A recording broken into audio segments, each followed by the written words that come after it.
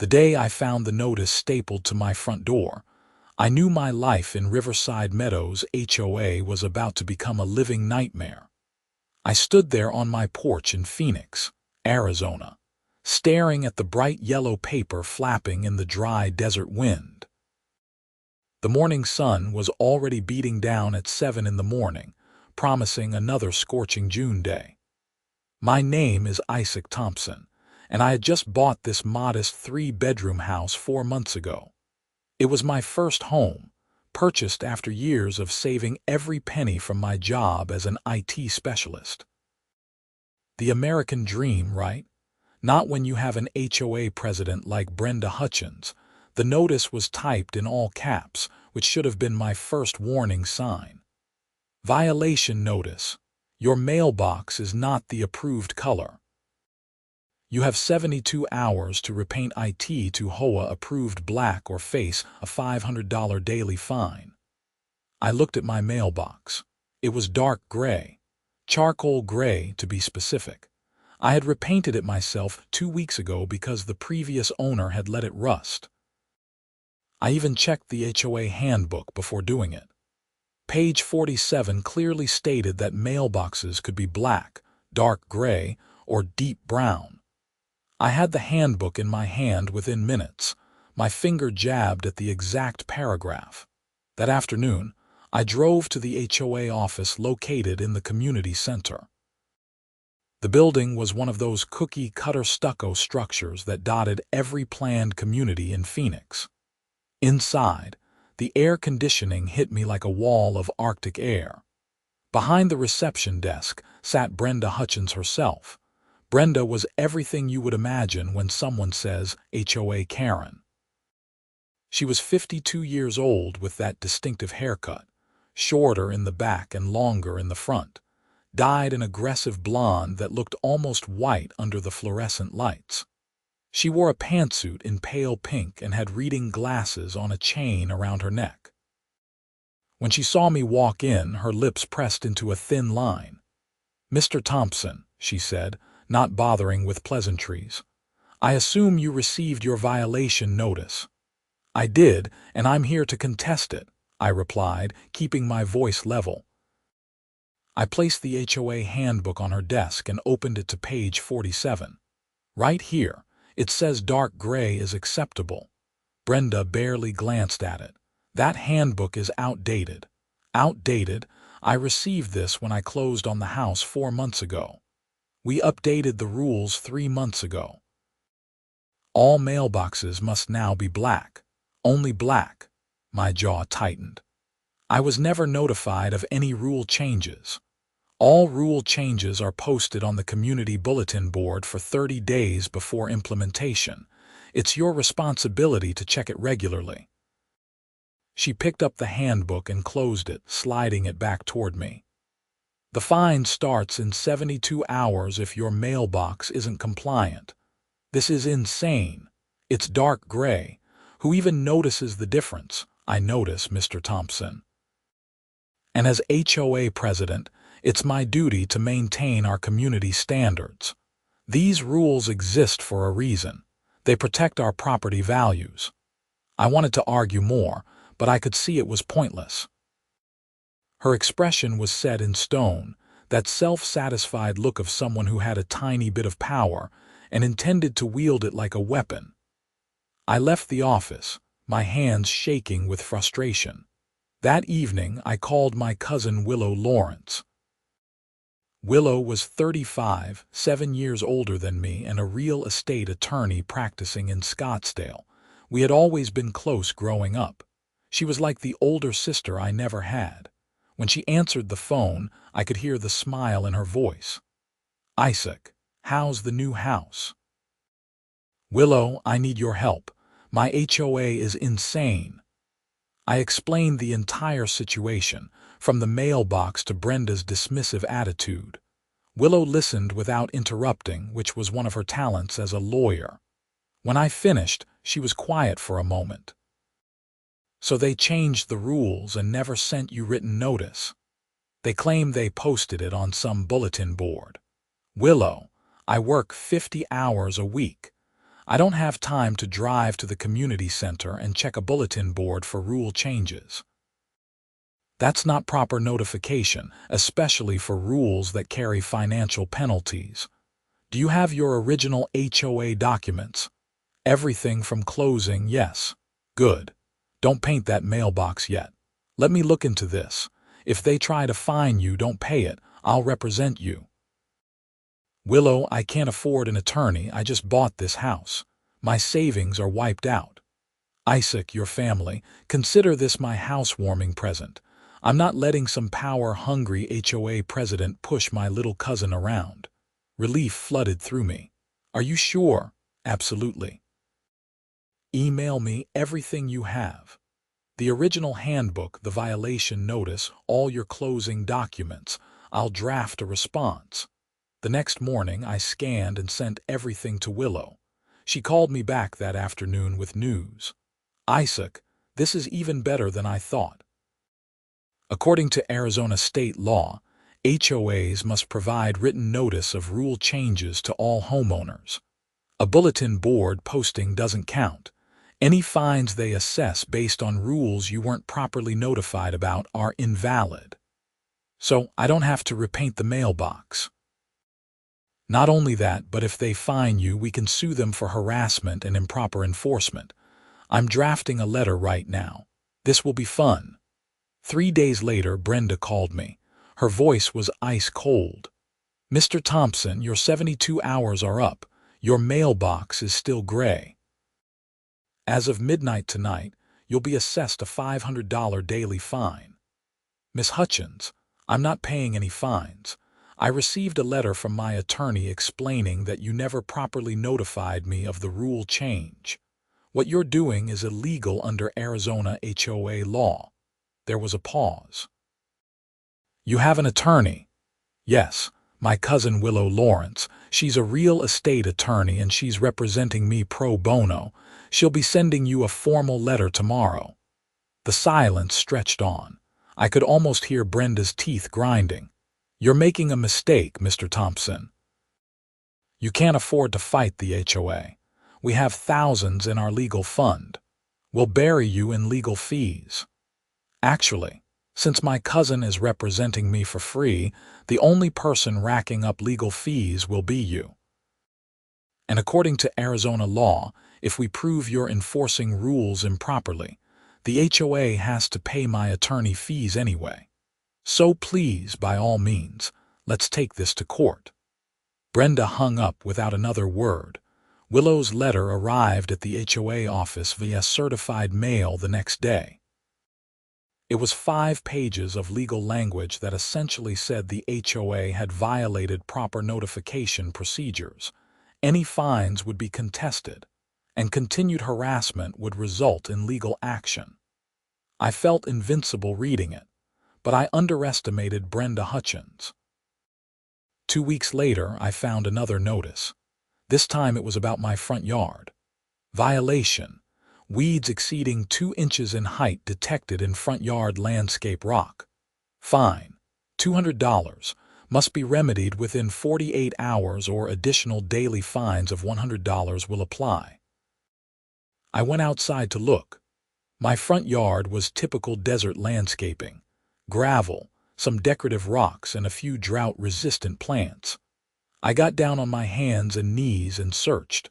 Finally, near the sidewalk, I found 3 tiny sprouts of grass growing between the rocks. Each was maybe 3 inches tall. This was what she was citing me for. I took pictures, measured them with a ruler in the frame for scale, and called Willow. She's retaliating, Willow said immediately. This is a pattern of harassment. Don't pay the fine. Pull the weeds, take photos showing they're gone, and timestamp everything. I'm adding this to our case file. There's going to be a case. Oh, Isaac, there's definitely going to be a case. Brenda just made this personal, and that was her mistake. I pulled the 3 tiny weeds and documented everything. But the next week, there was another violation. This time it was my garage door. Violation: garage door left open for extended period. Community rules state garage doors may only remain open for 30 minutes maximum. Fine, $150. The thing was, I hadn't left my garage door open. I was meticulous about closing it because I kept my car and expensive computer equipment in there. I checked my Ring doorbell footage. Sure enough, my garage door had been closed all week, except for the 10 minutes it took me to leave for work each morning and the 15 minutes when I returned home. She's lying, I told Willow, my voice shaking with anger. She's just making up violations. Even better for us. Save that footage. This proves malicious intent. The harassment continued for the next month. Every week brought a new bogus violation. My house number wasn't visible enough from the street. There was an oil spot on my driveway. My trash can was visible from the sidewalk on a non-trash day. Never mind that trash day was the next morning. Each violation came with a fine, and each fine went unpaid as they accumulated on my HOA account. The stress was getting to me. I wasn't sleeping well. Every time I pulled into my driveway, I felt my stomach clench, wondering what new notice would be waiting.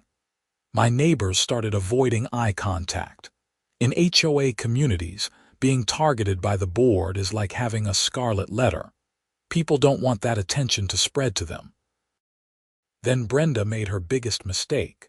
I came home one evening in late July to find a boot on my car. Not the kind of boot the city uses for parking violations. This was a bright yellow wheel immobilizer locked onto my front driver's side tire. There was a laminated notice attached to it.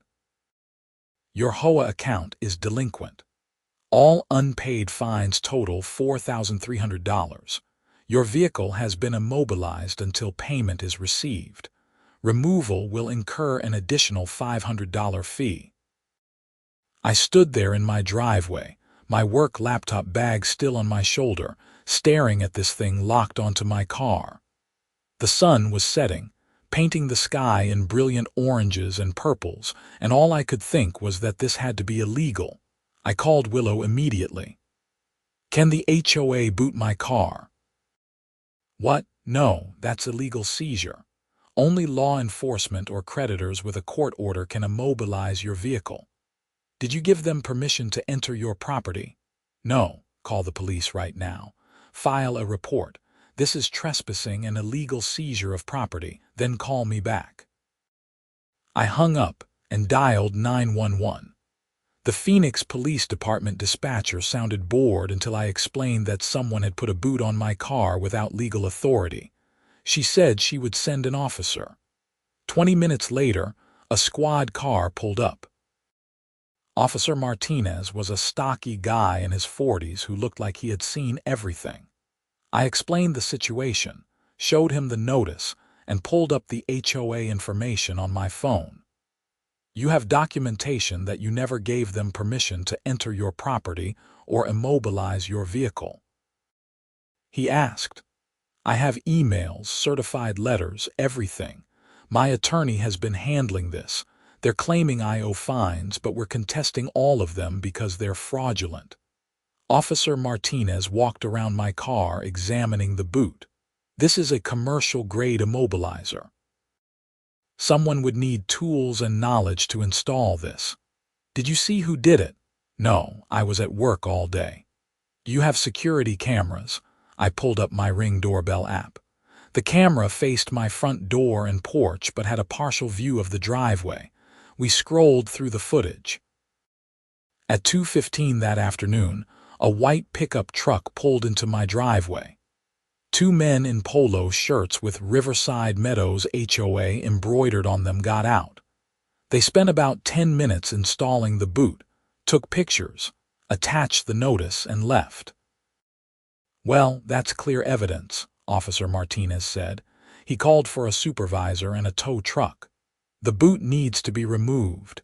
Since it was placed illegally, the city will cut it off if necessary. You'll need to file charges. I want to file charges. Against the individuals who placed it or the HOA? Both. Officer Martinez nodded. Smart. Give me your attorney's information. She'll want to be involved in this. The next hour was a circus. A sergeant arrived, reviewed everything, and confirmed that what the HOA had done was illegal. A tow truck came with specialized tools and cut through the boot's lock. Officer Martinez took the boot as evidence. I gave a formal statement. They issued a report number and told me Willow could get a copy. By the time everyone left, it was after 10 at night. I was exhausted, hungry, and so angry I was shaking. I called Willow. They cut the boot off. The police took it as evidence. They have video of HOA workers installing it. Willow was quiet for a long moment. When she spoke, her voice had that edge I recognized from when we were kids and someone had really made her mad. Isaac, we're not just defending anymore. We're going on the offensive. I'm filing suit tomorrow morning. This has gone way beyond HOA overreach. This is harassment, trespassing, and illegal seizure. I'm going to destroy them. Willow, this is going to be a lot of work. Are you sure you want to do this for free? Family looks out for family. Besides, this case is going to be very satisfying. Trust me. The lawsuit was filed 3 days later. Willow named the HOA, Brenda Hutchins personally, and the management company that handled Riverside Meadows accounts. The complaint was 30 pages long and detailed every violation notice, every bogus fine, and culminated with the illegal booting of my vehicle. We were suing for harassment, emotional distress, trespassing, illegal seizure, and violation of Arizona HOA statutes. The amount: $250,000. The HOA's response came 2 weeks later. They hired a law firm from downtown Phoenix, a big corporate firm that charged at least $400 an hour. Their response was predictable. They denied everything, claimed they had the right to enforce community rules, and insisted the boot was a legal enforcement mechanism. They're going to fight this, Willow told me over dinner at her place in Scottsdale. Her husband Greg was cooking, and the smell of grilled chicken filled their modern kitchen. But that's fine. We have documentation, video evidence, and Arizona law on our side. How long will this take? Civil suits can take a year or more. But I'm going to push for an expedited hearing based on the vehicle boot incident. That was criminal, not just civil. What about the police report? The county attorney's office is reviewing it. They might press charges against Brenda and the workers who installed the boot. That would be separate from our civil case. Greg brought over plates of food, and we ate while discussing strategy. Willow's plan was methodical. Establish the pattern of harassment, prove the HOA violated proper notification procedures, demonstrate that Brenda was acting with malicious intent, and show the illegal escalation with the vehicle boot. Meanwhile, life in Riverside Meadows became even more uncomfortable. Word had spread about the lawsuit. My neighbors treated me like a pariah. Someone spray-painted HOA traitor on my garage door one night. I filed another police report and installed more security cameras. Brenda, however, didn't back down. She started showing up at HOA board meetings, which were open to all residents, and ranting about how I was trying to destroy the community. I didn't attend these meetings, but other homeowners recorded them and sent me the videos. In one particularly unhinged rant, Brenda claimed I was a criminal who had attacked HOA workers and that my lawsuit was frivolous. She's making defamatory statements, Willow said when I showed her the video. That's another charge we can add. The preliminary hearing was scheduled for September, 3 months after the boot incident. Willow spent weeks preparing. She requested all HOA meeting minutes, financial records, and communication logs. What she found was damning. Isaac, you're not the first person Brenda has targeted, Willow told me one afternoon at her office. She had papers spread across her conference table.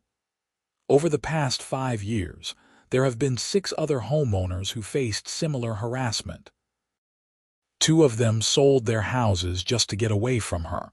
One paid over $15,000 in bogus fines because they couldn't afford to fight.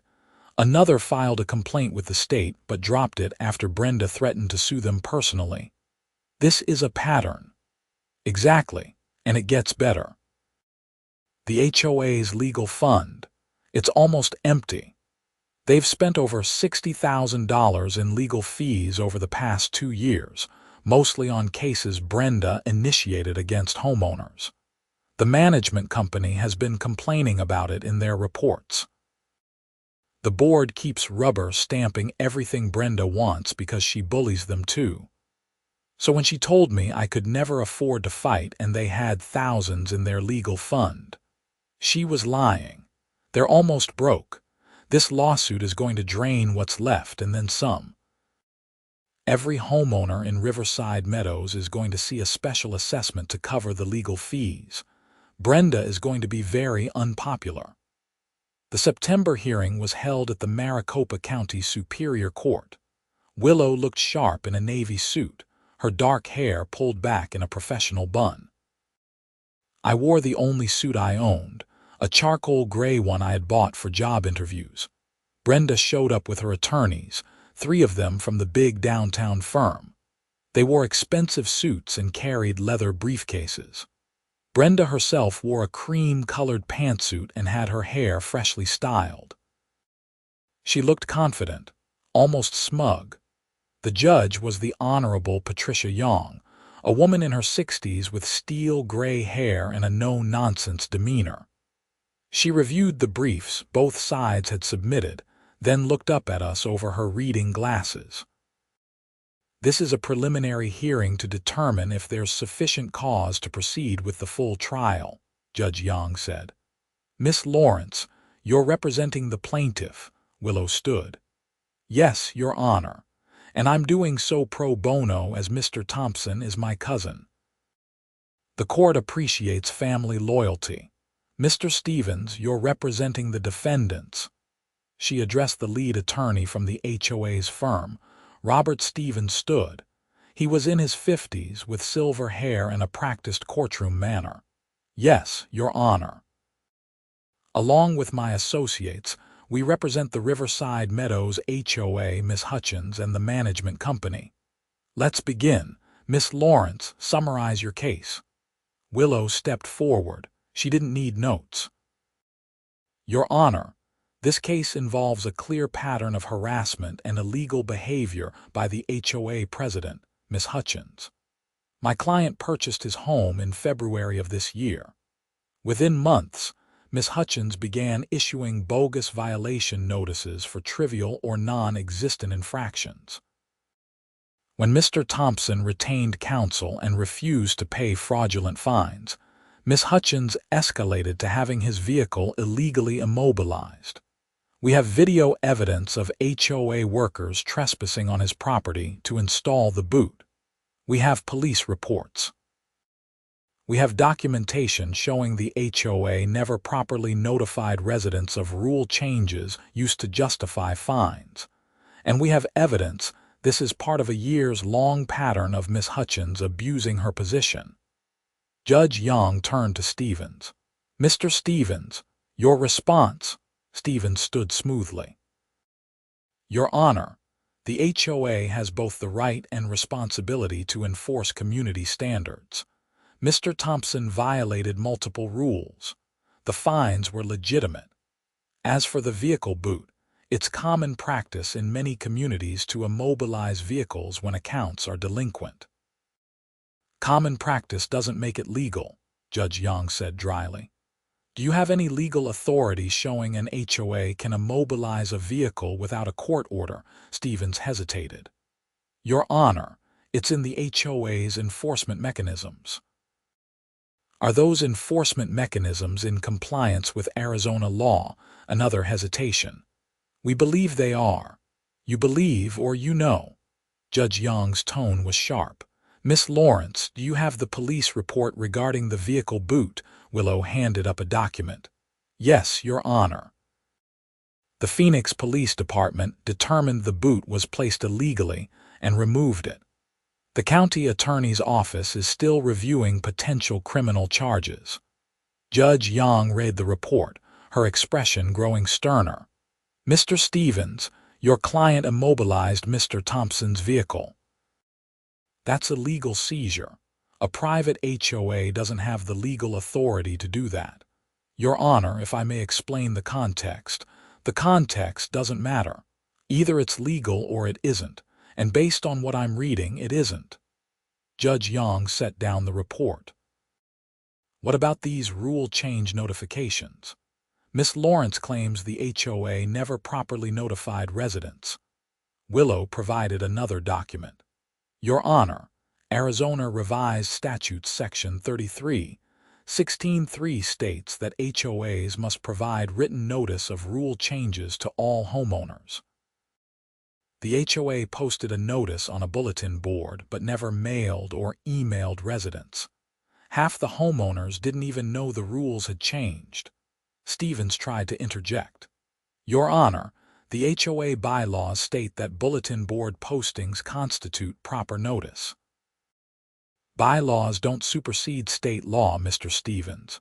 You should know that. Judge Young looked annoyed. I'm going to review these materials more thoroughly, but based on what I've seen this morning, Miss Lawrence has presented a compelling case.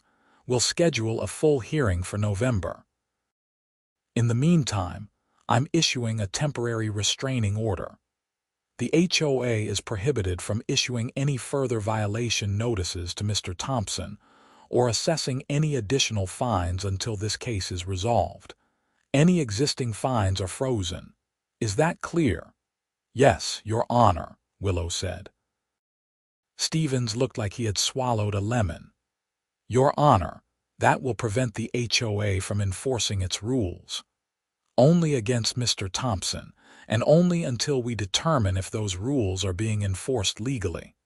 If your client has been acting appropriately, you have nothing to worry about. Court is adjourned. We walked out of the courthouse into the bright September sunshine. Willow was grinning. That went perfectly. Judge Young sees right through their nonsense. What happens now? Now we prepare for the full trial in November. And I'm going to dig even deeper into the HOA's records. I want to find every skeleton in Brenda's closet. The restraining order changed everything. Without the threat of new fines hanging over me, I could finally relax in my own home. I repainted my garage door where the vandal had spray painted it. I even planted some new desert plants in my front yard, feeling defiant. But Brenda wasn't done. Since she couldn't target me directly, she started a whisper campaign in the neighborhood. She told people I was going to bankrupt the HOA, that everyone's property values would plummet, that I was a troublemaker who had assaulted HOA workers. The lies got more ridiculous as they spread. Then something unexpected happened. 3 other homeowners contacted Willow and asked if they could join the lawsuit. They had their own horror stories about Brenda's harassment. One woman, Susan, had been fined $8,000 because her desert willow tree allegedly extended 6 inches over the height limit. Another couple, the Rodriguezes, had been targeted for having a crack in their driveway that was supposedly a safety hazard. A retired veteran named Tom had been cited for parking his work van in his own driveway because it was considered a commercial vehicle, even though it was just his personal truck with his plumbing company logo on the side. Willow filed an amended complaint, adding them as co-plaintiffs and turning this into a class action lawsuit. The requested damages jumped to $1.2 million. The HOA's attorneys tried to get the case dismissed, filing motion after motion. Judge Young denied every single one. By October, it was clear this was going to trial, and the HOA was in serious trouble. That's when the board finally turned on Brenda. I found out about it from Susan, who had started attending HOA meetings to document everything. She called me one evening, excited. "Isaac, you won't believe what just happened. The board voted to remove Brenda as president." "What? Can they do that?" Apparently, once they saw how much this lawsuit was costing and how weak their legal position was, they panicked. 3 board members voted to remove her. She screamed at them, called them traitors, threatened to sue them personally. Security had to escort her out. "Who's president now?" "A guy named Michael Chen. He's been on the board for 2 years but was always too intimidated by Brenda to speak up. In the meeting tonight, he proposed settling the lawsuit. I immediately called Willow. The HOA wants to settle. I heard. Their attorney called me an hour ago. They're offering $50,000 split among all plaintiffs and agreeing to rescind all fines." "Is that good?" "It's insulting.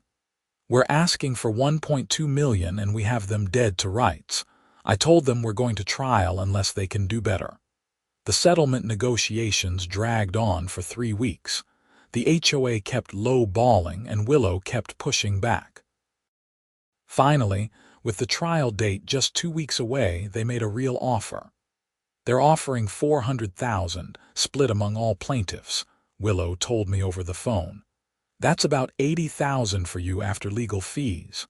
But you're not charging me legal fees." "I'm not, but the other plaintiffs will need to pay standard contingency fees from their portions.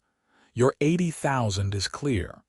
Plus, all fines are rescinded, the HOA pays all court costs, and Brenda is permanently banned from serving on the board. What do you think?" "I think we could win more at trial, but trials are unpredictable. This is a solid offer. It's your call, but I'd recommend taking it." I thought about it. $80,000 would replenish my savings and then some.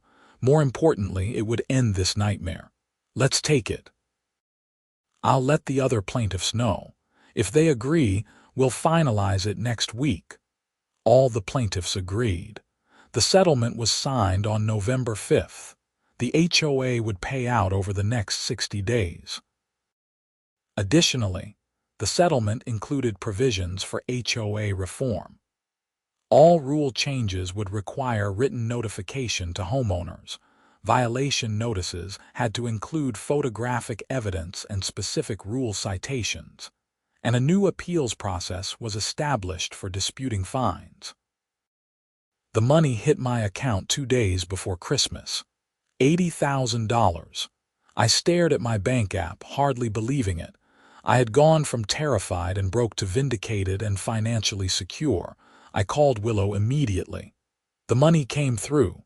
"Merry Christmas, cousin." "Willow, I know you said this was your gift to me, but I want to pay you. You worked hundreds of hours on this." "Isaac, I represented you for free because you're family. That was my choice. Keep your money. Buy yourself something nice or save it for when the next Brenda Hutchins comes along." She laughed, but I could hear the warmth in her voice. "Thank you. Seriously, you saved me." "You saved yourself by standing up to her. I just provided the legal firepower." That evening, I sat on my back patio, looking out at the Phoenix City lights twinkling in the distance. The air was cool, a relief from the brutal summer heat. My mailbox was still dark gray. My garage door was closed but not locked under threat of fines. My car sat in the driveway, gloriously unbooted. The neighborhood had changed too. With Brenda gone and the reforms in place, the atmosphere was different. People actually waved to each other now. Someone organized a block party for New Year's Eve. The new board president, Michael, had proven to be reasonable and fair. Violation notices still went out when genuinely needed, but they were rational and included clear explanations. I ran into Susan at the grocery store a few days after Christmas. She was buying champagne and gave me a huge smile when she saw me. "Isaac, have you been keeping up with the news?" "What news?" The county attorney filed criminal charges against Brenda. trespassing, illegal seizure, and fraud. Apparently, when they dug into the HOA finances, they found she had been embezzling money from the legal fund. Not huge amounts, but enough to be a felony. My jaw dropped. Are you serious? Completely. It's going to trial in February. Tom is planning to testify about all the harassment. You might be called too. I wasn't sure how I felt about that. Part of me wanted to be done with this whole mess. But another part of me wanted to see justice fully served. The criminal trial happened in late February. I was called as a witness and spent 4 hours on the stand describing the harassment, the bogus fines, and the vehicle boot. The prosecutor was a sharp woman named Amanda Torres, who clearly had no patience for HOA tyrants. Brenda's defense was that she was just trying to maintain community standards, and that any financial irregularities were accounting errors. The jury didn't buy it. After 3 days of testimony and evidence, they came back with guilty verdicts on all counts. Judge Mitchell, who presided over the criminal trial, sentenced Brenda to 18 months in county jail and 5 years probation. She also had to pay restitution to the HOA for the embezzled funds and to the homeowners she had targeted. I watched from the gallery as Brenda was led away in handcuffs.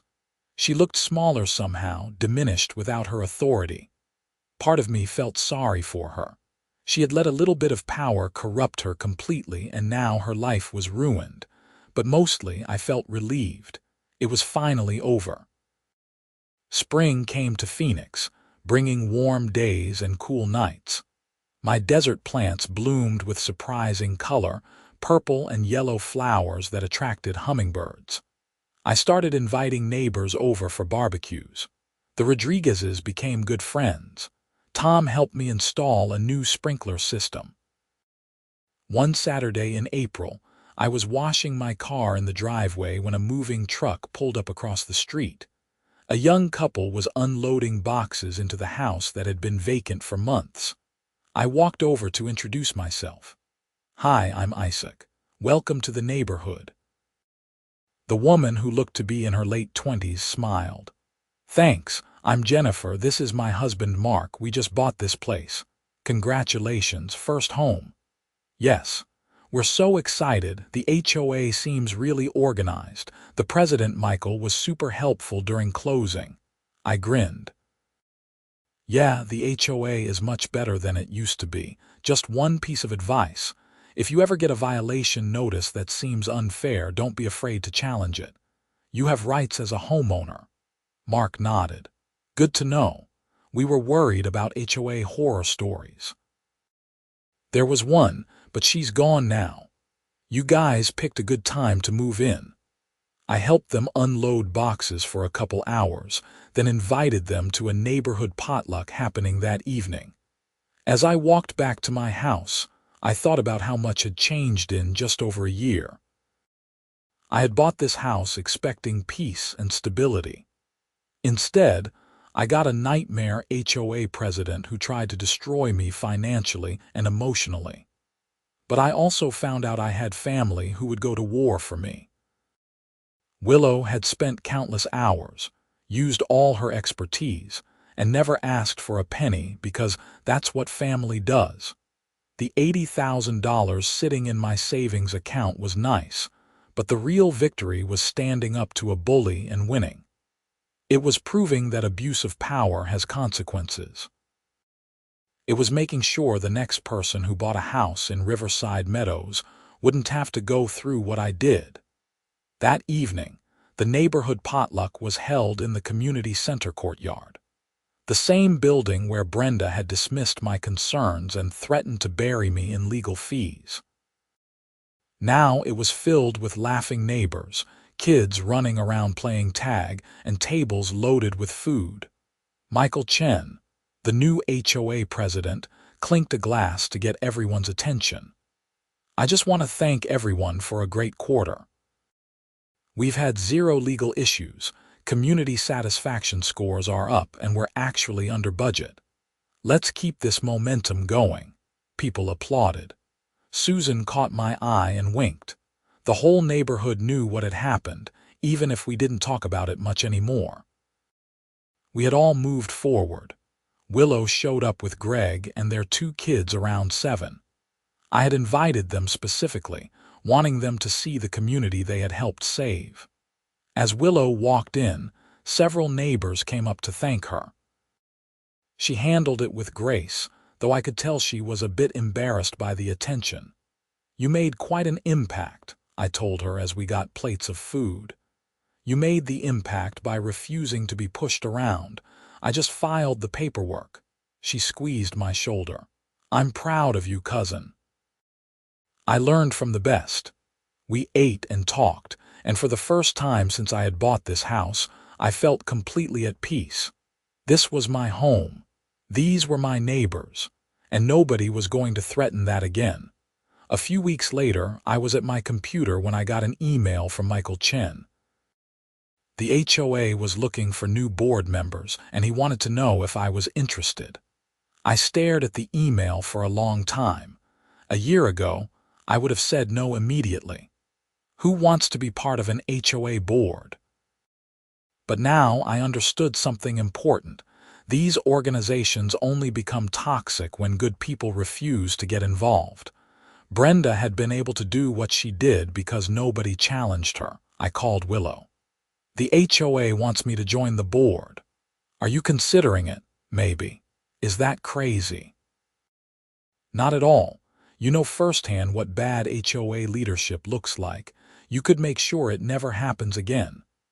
"What if I turn into a Brenda?" Willow laughed. "Isaac, Brenda was a narcissist who craved power over others. You're a guy who just wants to live in peace. Trust me, you'll be fine." I replied to Michael's email and agreed to run for the board. The election was held in June during the annual HOA meeting. I gave a short speech about fairness, proper procedures, and treating homeowners with respect. I won with 72% of the vote. My first board meeting was surreal. I sat in the same room where Brenda had dismissed my concerns, but now I was on the other side of the table. We discussed mundane things like pool maintenance and landscaping contracts. It was boring and bureaucratic, and I loved every minute of it. This was what an HOA was supposed to be. A group of neighbors working together to maintain common areas and handle shared expenses. Not a fiefdom for petty tyrants. Over the next few months, we implemented more reforms. We created an online portal where homeowners could check violation notices, submit maintenance requests, and see all HOA communications. We started a quarterly newsletter with financial updates and upcoming projects. We established clear criteria for what constituted a violation, with photographic examples, so there was no ambiguity. Property values in Riverside Meadows increased by 8% that year, one of the highest rates in our part of Phoenix. Realtors started advertising our community specifically because of the reformed HOA. What was once a liability became a selling point. I ran into Tom one afternoon at the community pool. He was there with his grandkids, who were splashing around in the shallow end. "Isaac, I've been meaning to thank you," Tom said, shaking my hand. "I got my settlement money, paid off my truck, and still had enough left over to take the family to Disneyland. My wife cried when I told her we could afford it. You deserved it after what Brenda put you through. We all did. But you were the one who stood up first. That took guts." I didn't feel particularly brave. Mostly, I had been terrified and angry. But I guess courage isn't about not being scared. It's about doing the right thing even when you are scared. As summer turned to fall, I reflected on everything that had happened. It had been 18 months since I bought this house. 18 months of stress, legal battles, harassment, and ultimately triumph. I had learned more about HOA law than I ever wanted to know.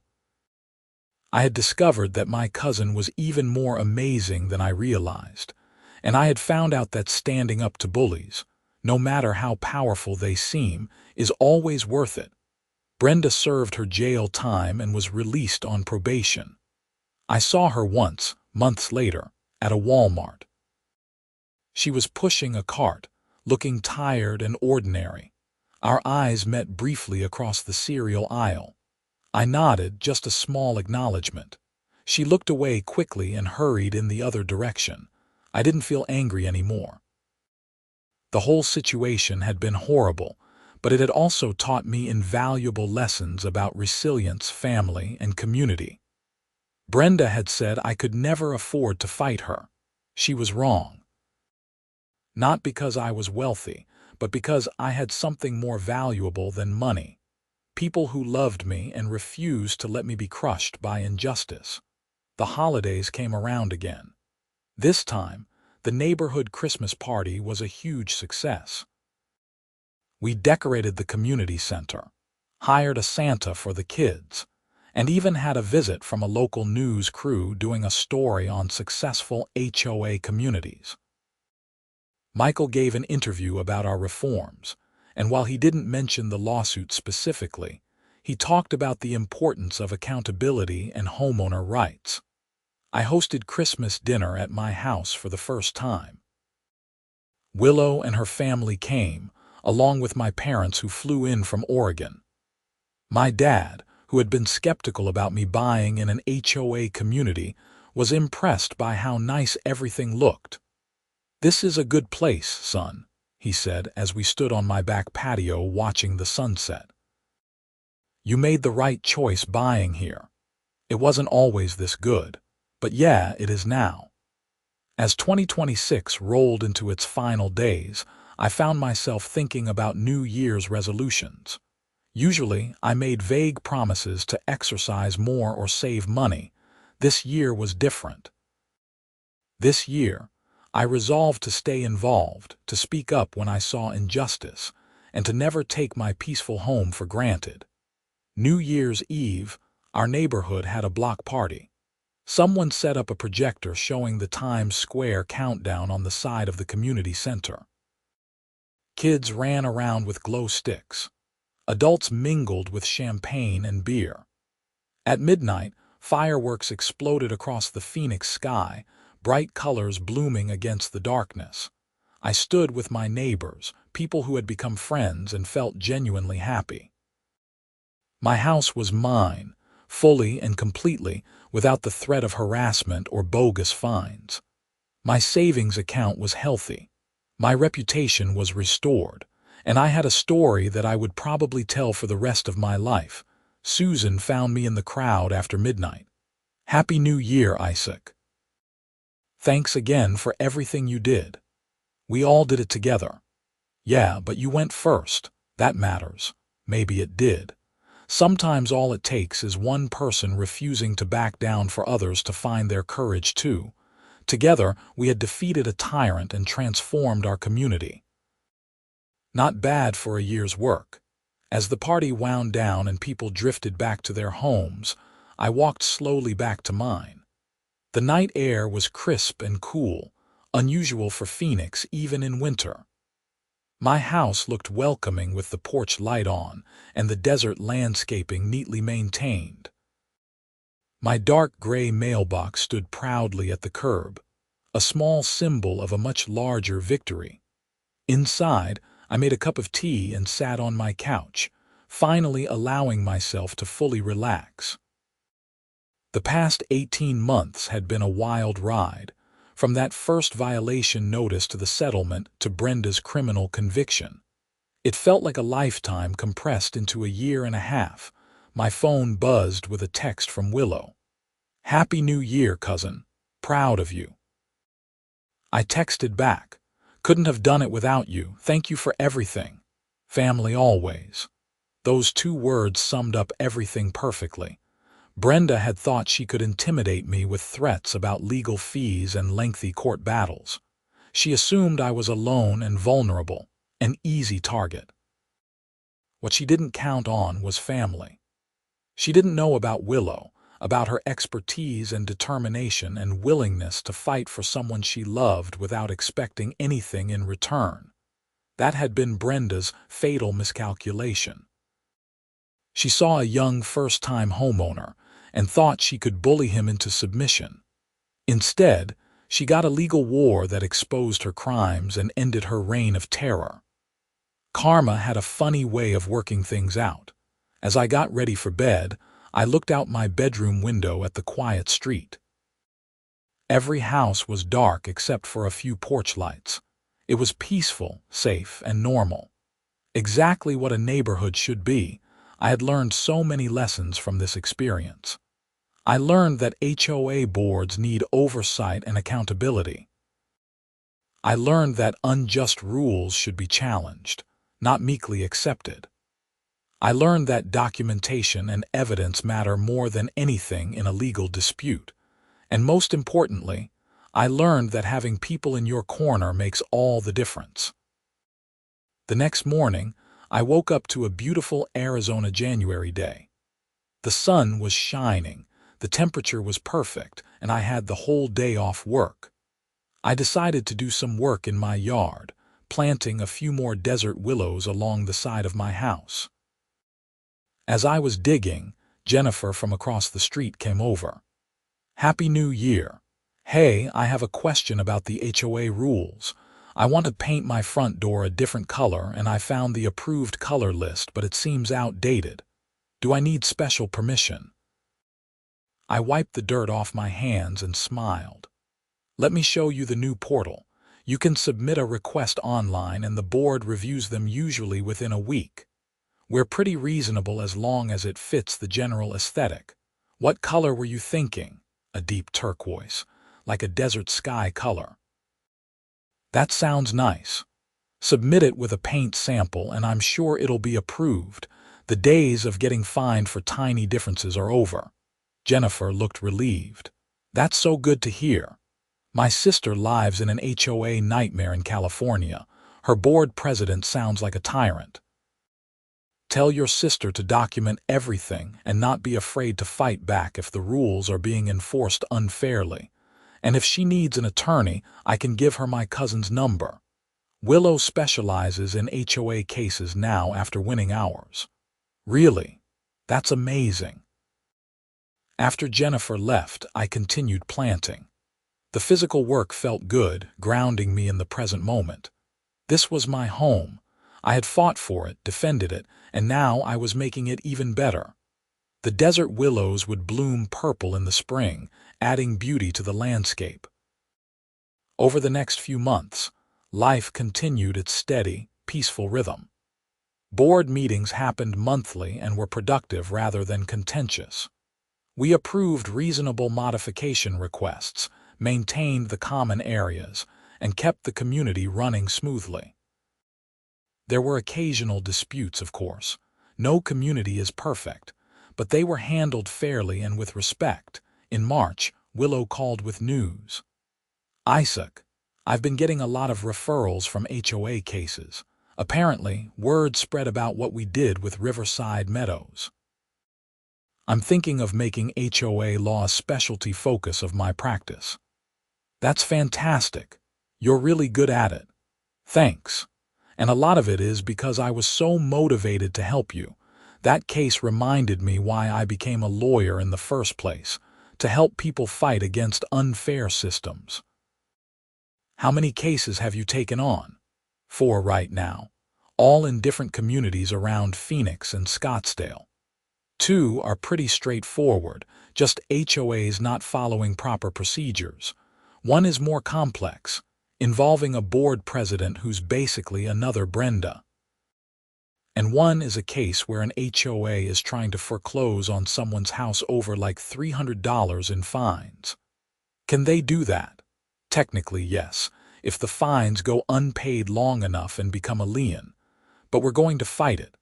The homeowner is elderly and has dementia." She didn't understand the notices. "It's predatory. Good luck with all of them." "Thanks. And Isaac, thank you.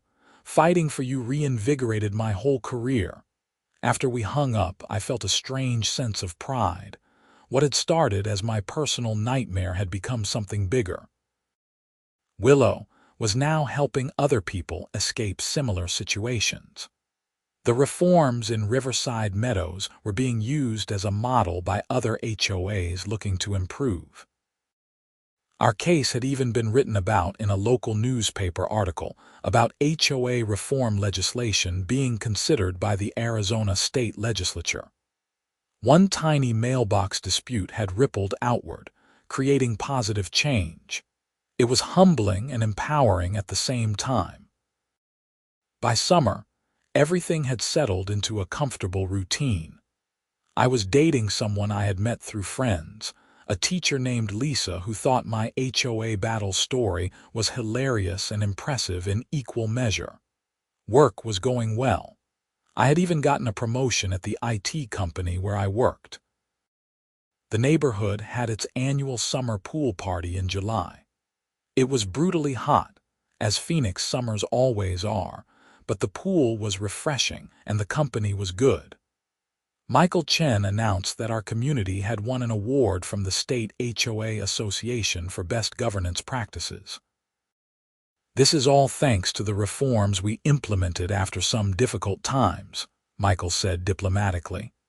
Everyone knew what he meant.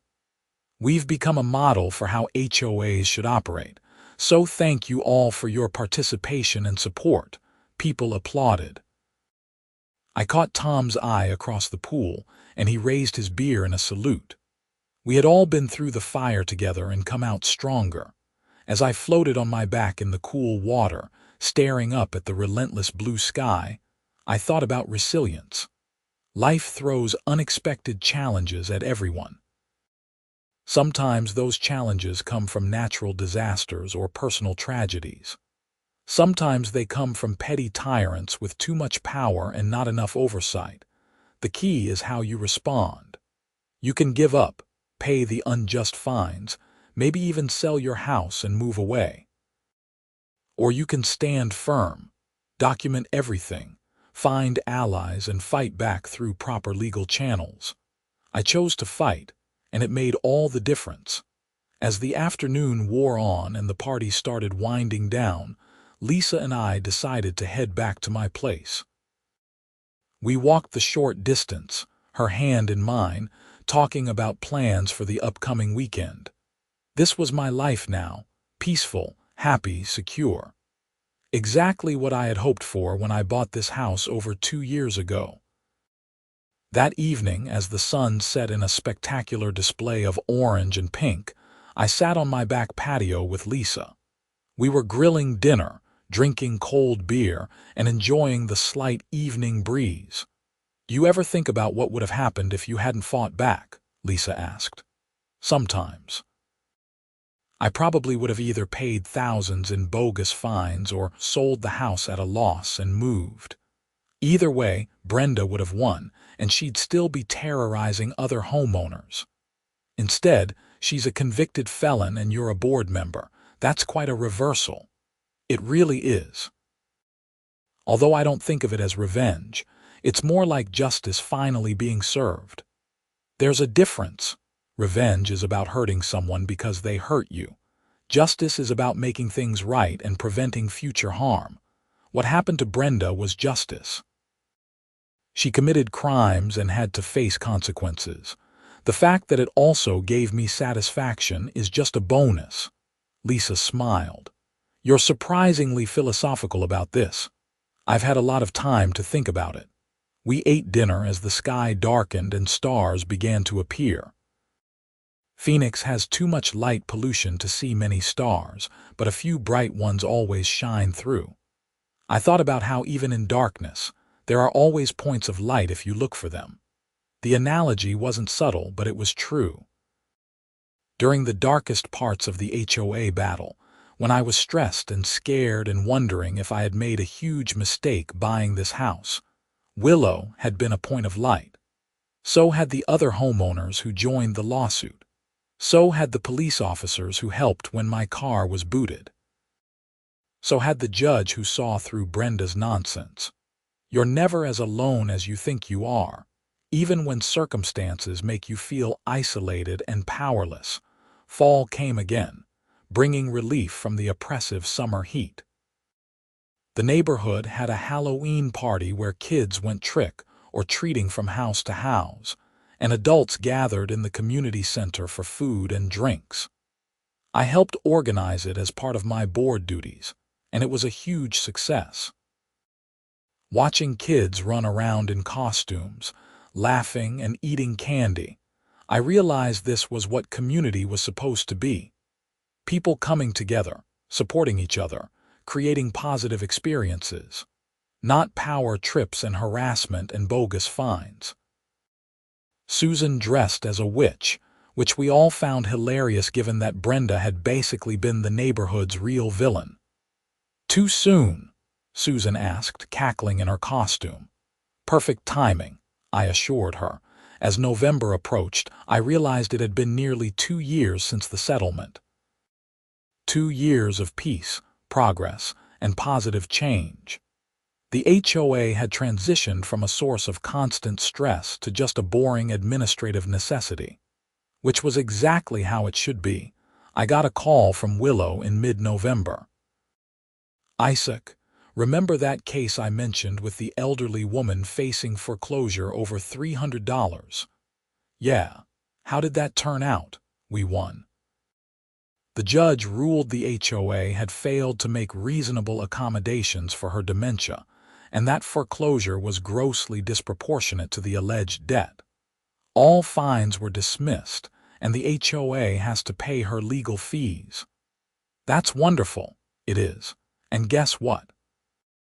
The precedent from your case was part of my argument. I cited the pattern of harassment and improper procedures.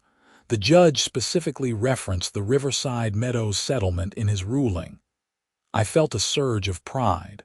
So our case is actually helping other people. Absolutely. You have no idea how many HOA attorneys are now advising their clients to be more careful and follow proper procedures because of what happened to Brenda. You guys created real change. After we hung up, I sat with that information for a while. Real change. It had started with me just wanting to keep my mailbox the color I had painted it.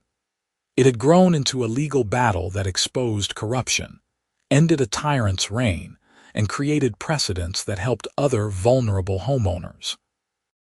Sometimes you don't realize the impact of your actions until much later. Fighting Brenda had seemed like a purely personal battle at the time. Now I could see it was part of something larger. The ongoing struggle to hold those in power accountable and protect people's rights. Christmas came around for the 3rd time since I had bought my house. This year, I hosted a larger gathering. Family, friends, neighbors, all crammed into my living room and spilling out onto the patio. Willow and her family were there, of course. So were Tom, Susan, the Rodriguezes, Michael Chen, and about 20 other people. At one point, Willow pulled me aside. "Look at this, Isaac. Look at what you've built. This is real community. We built it together, maybe, but you started it by refusing to be pushed around." Never underestimate how much courage that took. I looked around at the people laughing, talking, eating, and enjoying themselves in my home. She was right. This was real community, not the fake, enforced version that Brenda had tried to impose with her endless rules and harassment. This was genuine connection between people who had been through something difficult together and come out the other side. As the party wound down and people started leaving, many of them thanked me for hosting. Tom shook my hand firmly. "Best neighborhood I've ever lived in, Isaac." And I've lived in a lot of them. High praise coming from you. I mean it. You made this place special. After everyone left and I was cleaning up, Lisa helped me load the dishwasher. "You have amazing friends," she said. "I really do. And an amazing cousin. The absolute best." We finished cleaning and collapsed on the couch, exhausted but happy.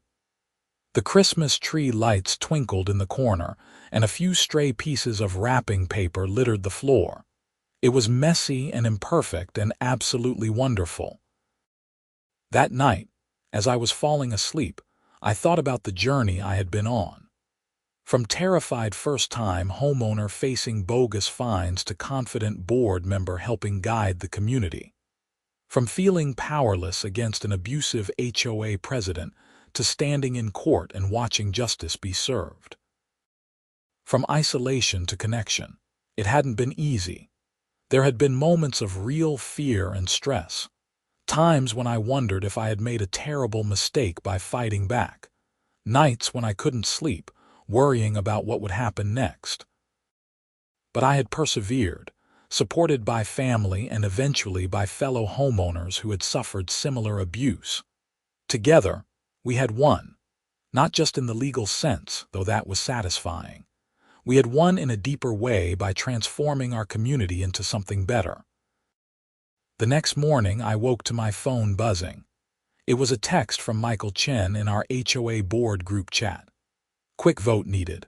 Homeowner requesting approval for solar panels. Photos attached. Looks good to me. Any objections? I looked at the photos. The solar panels were sleek and modern, would be barely visible from the street, and would help the homeowner reduce their electricity bills in the brutal Phoenix heat. Approved, I texted back.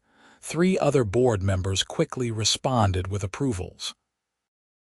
Within 15 minutes, the homeowner had their answer. No hassle, no bogus objections, no power trips, just a simple, reasonable decision made efficiently. That's how it was supposed to work. As 2027 began, I reflected on how much my life had changed in 3 years. I had gone from having no idea what HOA really meant to being an advocate for HOA reform. I had learned more about Arizona property law than I ever expected. I had discovered that family support could make the impossible possible. And I had learned the most important lesson of all. Standing up to bullies is always worth it, even when it's scary and difficult and feels hopeless. Because bullies only have power when good people don't fight back. Brenda had thought she could crush me with fines and harassment. She had told me I could never afford to fight, that the HOA would bury me in legal fees. She had been so confident in her power, so certain that I would fold like all the others had before me.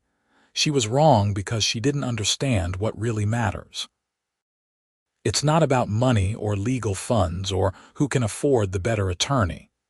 It's about principle, about refusing to accept injustice, about having people who believe in you and will fight alongside you. My cousin Willow had paid all my legal fees, not because she expected anything in return, but because that's what family does. She had given me hundreds of hours of her expertise and experience, turning what could have been a hopeless battle into a decisive victory.